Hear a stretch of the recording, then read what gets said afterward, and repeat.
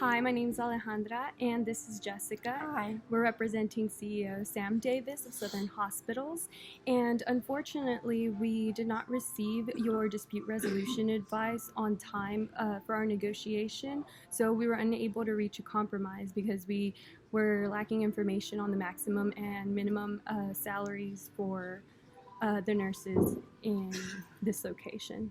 So during our negotiation, Northern offered to provide us a minimum of 200 nurses and that they would do no more than 250.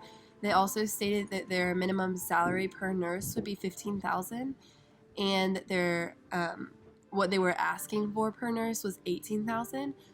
So we offered to do 200 nurses for $17,000.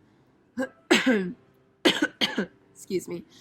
But then they restated that their minimum of 18,000 would be like the bare minimum, and that 21,000 would be more suitable.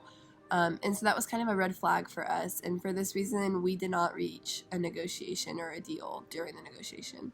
In addition, we made multiple efforts to discuss the allegations about the nurses, and Northern Nurses was not at all interested in discussing the topic. They solely praised their nurses and talked about their incredible work ethic and stated no knowledge about any of the allegations that we tried to discuss. So as a result, we have decided, as was suggested, to implement a code of conduct for the nurses.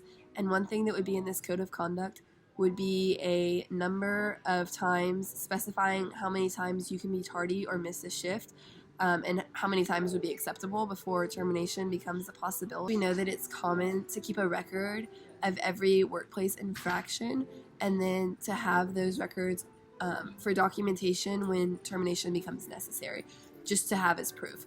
And so what we are wondering is, at what point is it acceptable to terminate nurses in the Australian medical industry, and what legal precautions can we take in regards to that?